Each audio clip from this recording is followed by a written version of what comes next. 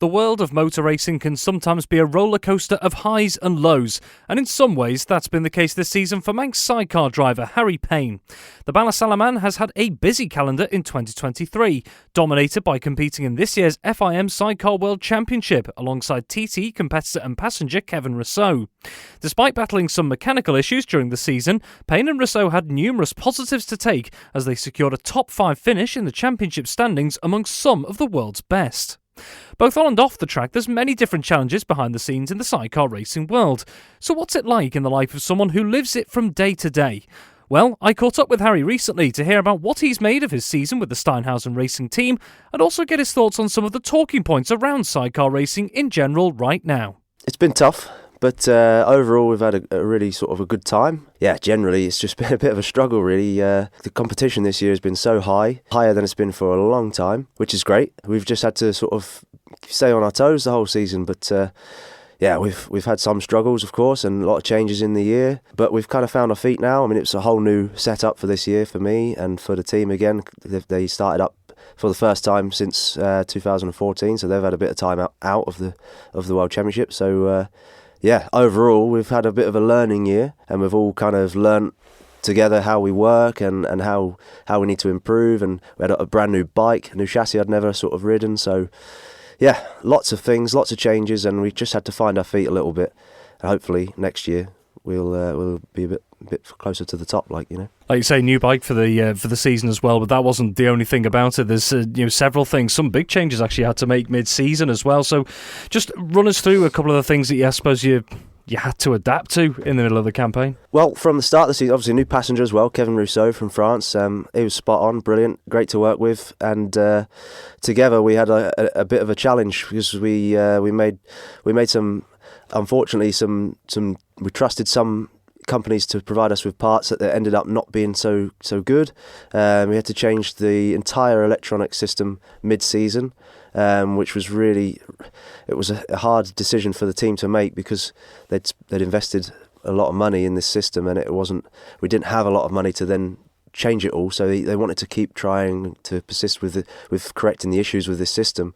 So it was like, we had to cut off the dead bit and move on, and that's what we did. So that was a big jump in the middle of the season, and a whole new electronics package, which then took some learning and getting used to, with the staying on top. You've got to stay on top of everything now with these computers.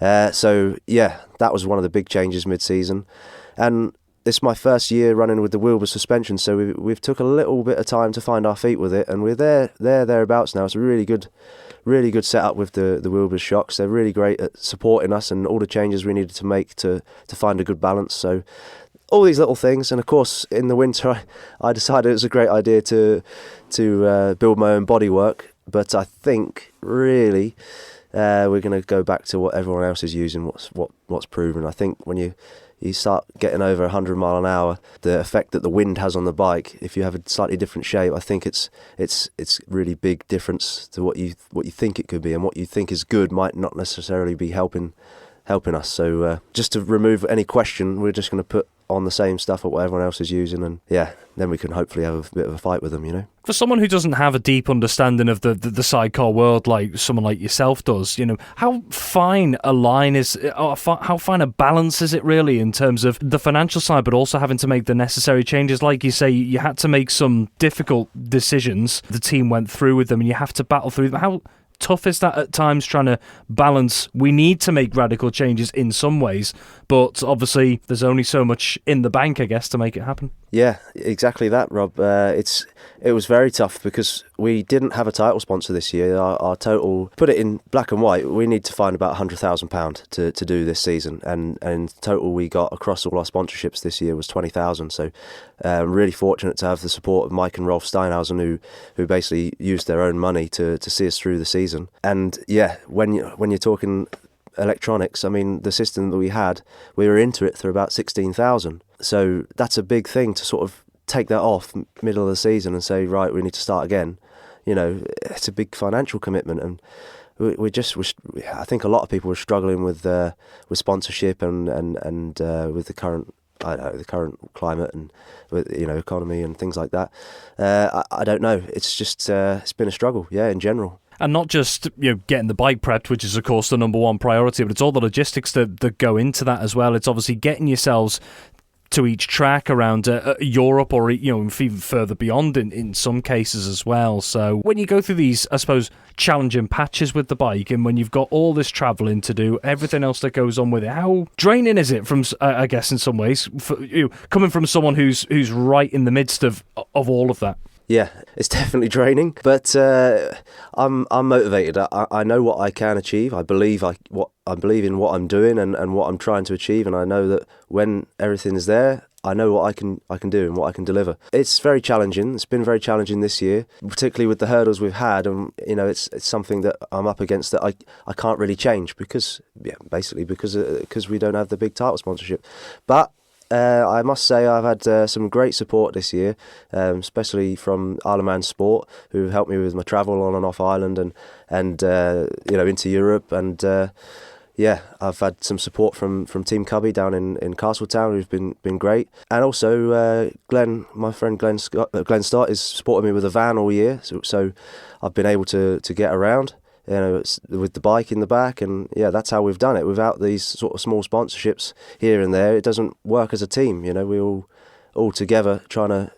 They're believing in what I believe in, and we're trying to go for it all together. That's how it works. It's sponsorships really are based around passion and enjoyment and wanting to help. And that's the bottom line. Really, that's how it is. We just need to try and find more. Along with what you mentioned already, and if there's anything else, for some people on the Isle of Man, they'll see the sidecars coming onto the mountain course once a year. You'll see it maybe a couple of times with the classic and modern machines on the Balaun course, but outside of that, there's a whole other season going on away from the Isle of Man. How much does it, for those who don't see sidecars away from the Isle of Man, how different is the reality to what people see maybe here? It's very different. I mean, of course, the biggest thing here is the Isle of Man TT races, and what a fantastic event that is, and what a fantastic presence that event has in motorsport in general in worldwide.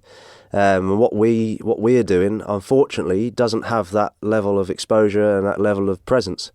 But we still have a great following, and it's something I'm very committed to. Short circuit racing is something I really enjoy. I tried the Isle of Man TT. I really enjoyed the event, but it was very, very tough for me, and I didn't really feel like it was for me. And I've got my goals and what I want to achieve in World Championship, and I feel like we're on the path to that, and that's something that. I'd love to be able to. Unfortunately, the sport is slightly under-promoted in general, but three-wheeling guys are doing a great job over here. But unfortunately, there isn't something really that's pushing the World Championship scene. The new promoters that took over, this was the first year, so they're sort of learning lots of things and building sort of promotional tools to kind of enhance that. But we've got a live stream. Every round is live streamed on YouTube, and some of the events have reached like 200,000 views, so it's not so bad. It's just not where it needs to be, and hopefully in the next 2 or 3 years we'll improve that, and the promoters will get a grasp on what needs to happen. And this is as well, like you say, that they've got some systems in place, there are efforts, but this is the World Championship. This is like the top tier of sidecar racing around the world. And why is that maybe the case that it doesn't get the exposure maybe that say the different solo machine competitions get? In my opinion, and it's only my opinion, I think it's not being promoted correctly, or it's not getting the full promotion that it needs and deserves, I think. But it's the first year for these new promoters, and I think given them a bit more time, they're going to find their feet with it. They've done a great job with the German Championship. They promote also the German Superbike Championship, which is doing really well in terms of a domestic series. It's probably the next best series to BSB. But I don't really know. It's a tricky one. And in terms of the spread of the field, almost as it were, when you look at, say, like the solo machines that come to the TT, for example, you've got your big teams with your big sponsors, maybe like that are competing towards for podium spots, top tens and whatnot, and then for elsewhere in the order, you've got your privateers who are putting every last penny into trying to make this work. It's their heart and soul that goes into just getting themselves to that start line. But In the sidecar side of things, between let's say the top of the grid this season and the bottom, how big is the gap? Not just financially, but in terms of the other resources around them as well. For those who don't know, In World Championship, yeah, in World Championship, yeah. So it's really finance. To be honest, it's really finance. If we go down to the bottom of the grid, I mean, there's still some well-financed crews at the bottom of the grid, but it's more of a passion and enjoyment sort of thing. And I mean, for a starter, there's no one really that's professional in sidecar racing. Some people that may look like they are, but it's just it's not really. So you can't be professional in sidecar racing. We don't have the profile, and we don't have the events really, apart from the TT, where it has that ability to pay riders to do, to be the top level in their category. So World Championship, it's very it's everyone from the first place to the last place. It's there because they love to do it. Really, no one's there for any financial gain. It's huge financial loss. But yeah, everyone's just as committed. It's just there's some of the teams that are really struggle for budget, and they'll use one set of tyres for a weekend, or even for a couple of meetings, or they'll get a used tyre off of someone to do the next race or something like that. And that's how it's been for a long time in sidecar racing. Everyone is basically like one big family. You've got the annoying ones that you like your brother you want to fight with or whatever, but it's all one big family. If you need some parts, you can generally go around the next garage and get them, and vice versa. That's how it works, and it doesn't really matter who's fastest or who's slowest. We're all there because we love to do it, and yeah, we're all trying to enjoy our racing and enjoy our lives. Like you say as well, it can be challenging. There's not necessarily anyone that's like full-time professional in sidecar racing. You all do it for the love of it. And I'm sure you've probably had this before, people asking, what do you do? And you say, I'm a sidecar racer, and some might be going, why on earth are you doing something like that? But you say you absolutely love it. Where does this love come from? For those who aren't involved in it, where does this passion come from for sidecar racing? I think for most of us, really, I'd say a large percentage, it was a family member or a father's friend or something like that who was racing when we were really young. And it's all we really sort of grew up watching and knowing. And that's kind of how we all just get introduced to it. And then, I mean, generally, my dad was racing solo bikes, so generally, when we're at the race meetings, I'll be watching all the racing with my mum as a young boy, and I just loved sidecars from day one. You look at the track, what's that? It's baffling, really. But I mean, it's still now. When you talk to fans at the TT, they'll say that their sidecars are their favourite most of the time. It's great. It's such a great sport and it's such a spectacle. And I think most people that get into sidecars either knew someone in it or saw it and just thought, wow, that's kind of how it works, really. And this year, in particular, there's been a big leap in getting people into the sport with Greg Lambert. He's got a school and you can go and try being a passenger. And before that, I think the last they did that at Darley Moor many years ago, and I don't know when that stopped, but there's not many opportunities to try this, to get into this sport. Most of the time, if you want to do it, you've got to fork out, 10-15 grand for an old F2 bike and go and have a go. And you've got to buy all the kit, the licenses, and that's too big of a commitment to make without knowing. Do you know what I mean? So it's great what Greg's doing, and it's a shame we can't do something on Ireland, really. I tried to get something going a little while ago, and it's just hard with insurances and everything like that to make everything work. But to get people into the sport, that's a great way to do it, and that's how you get your try and you get hooked, and that's it. That was actually what I was going to come on to, the fact of recruitment into the sport, and you've pointed out Greg Lambert there, and we spoke to Greg during TT, actually, it was either before or after one of the sessions, and he was talking about more incentives to get into the sport. If it was you saying to someone, this would be the best way to get into sidecars, what would it be? It's a difficult one. I mean, you have the Greg Lambert School, and apart from that, I think your only options, you could do taxi rides at Cadwell Park at the Sidecar Festival in I think it's in August most years. You can pay, I think it's £20, it goes to charity, and you get 2 laps, but you're not allowed to move, and obviously for insurance reasons. But you get to experience the sort of sidecar, like the G-forces, the braking, and what it's like to be sat on a little tray, 75 mil off the ground, going 100 mile an hour. So that's a little way to get an incentive, to see how it is.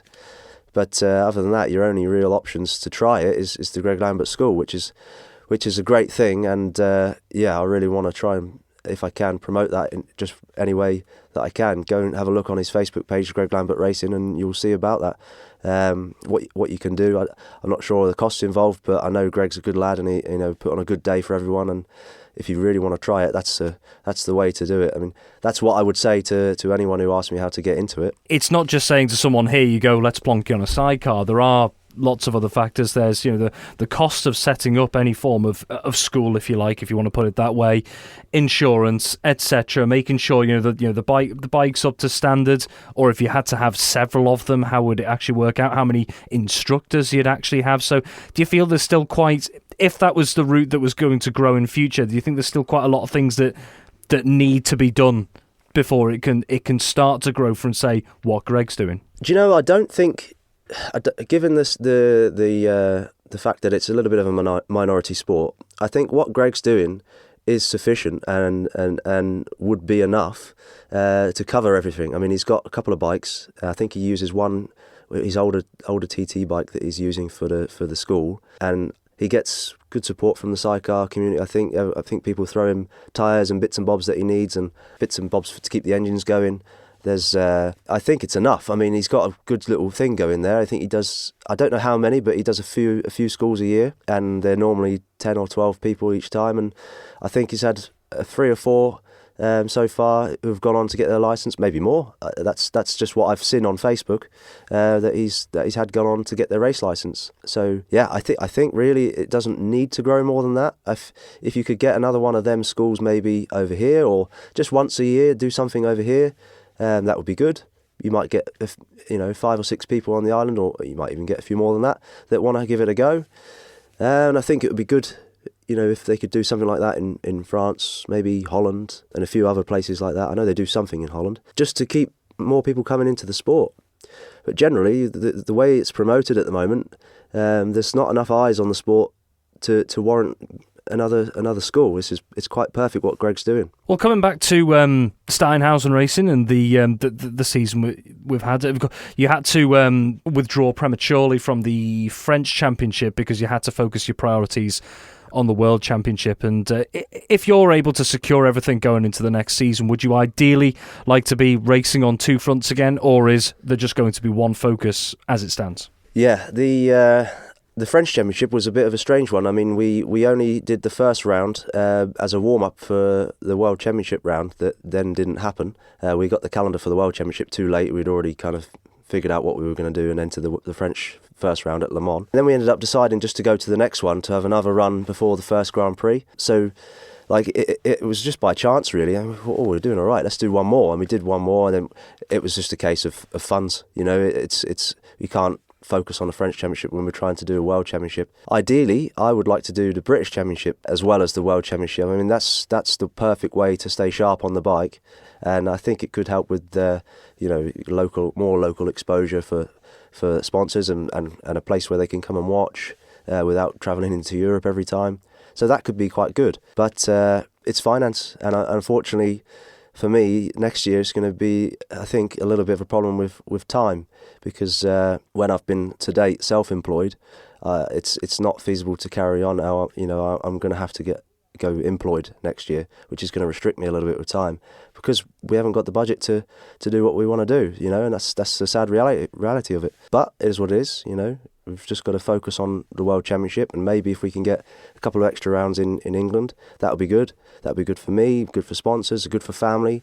I mean, this was the first year that my dad hasn't been able to come to a race. It's not so easy for him because he's in a wheelchair, you see.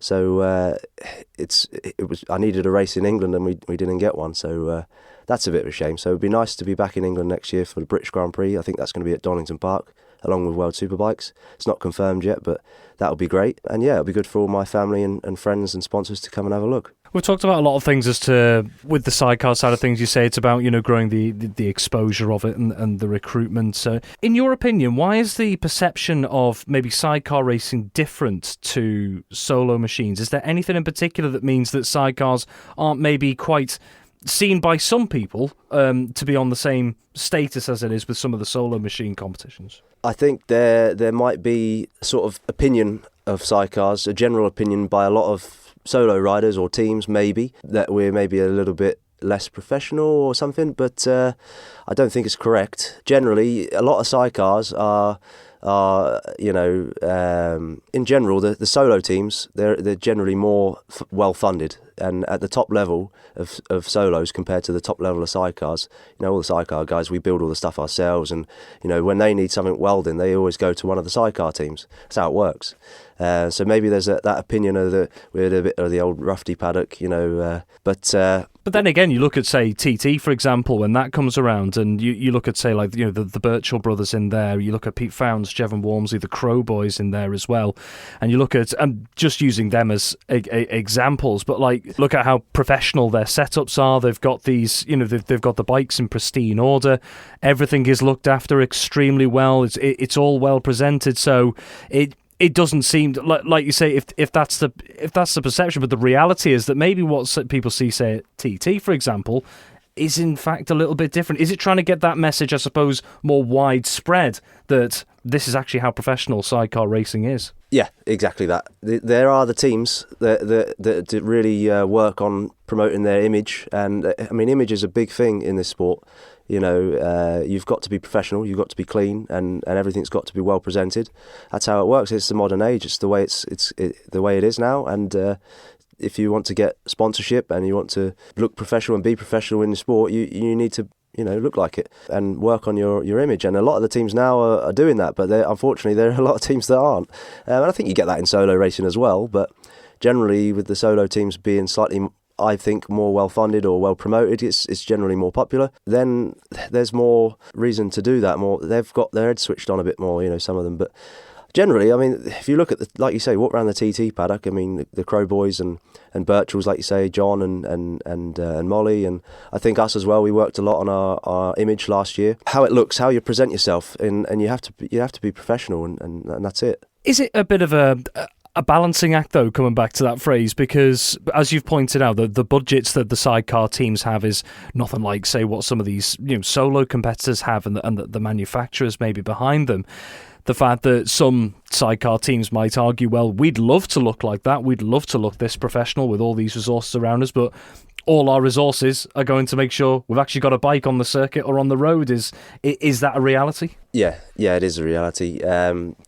There are unfortunately there are situations where we can't when we need to spend a little bit of money on a banner to make ourselves look a bit more professional. But some teams we don't have enough money for the tyre, so we'll get a tyre instead, and they'll just work out of a pop-up awning or something like that. But that's just the reality of sponsorships nowadays and how hard they are to come by.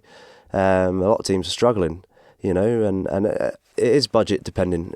You can't all spend £3,000 on all nice clothing for the whole team when you've only got £5,000 sponsorship for the whole TT. You've got to get here. You've got to have new tyres for the races. You've got to make sure your bike's in tip-top order. It's got to be meticulously prepared and gone over, and that costs money. Unfortunately, there's not enough of it. I'm going to change route completely here, because we've talked about all the sorts of, I suppose, debates and challenges around sidecar side of things. But let's look back at the season. The fact that yourself and Kevin got yourself into the top 5 in the world this season, despite all the different obstacles you may have faced throughout the season, to be within that top bracket of some of the top sidecar crews in the world. How good does that feel come the end of the season? Yeah, it feels fantastic, especially knowing what we've been up against. It fews fantastic. I mean, we've had some great races this year. We've had so many 4th places, which is really frustrating, just outside. But we've had a really good. We started the season fantastically. We had a second in the first race, only behind the Birchall brothers. And they were phenomenal. I really thought, God, they're going to stamp away this year. But we managed to take the fight to them a couple of times, which was great. I mean, we've generally been a little bit down on top speed. Our engines are just straight out of the box from Yamaha. So that's the first kind of hurdle, really. But given that, we still had a victory in Red Bull Ring in the wet conditions, which kind of levelled everyone. The rain always makes it. I say it's a great leveller, but I really want to win in the dry because it just looks like we're only good in the wet at the moment. But been a great season. It's really been fun with the team. We've got some French in the team, so obviously from Kevin's side, Kevin's French, and the mechanic that comes with him and his mum, and it's a lot of French talking. And then I've got obviously Rolf and Mike, the German. My fiance's Dutch, so we've got a lot of languages in the pit box, which has been quite interesting at times to try and figure out what's going on. But we've had a great year. Like, there's no two ways about it. We made a couple of mistakes here and there, and we learnt from them.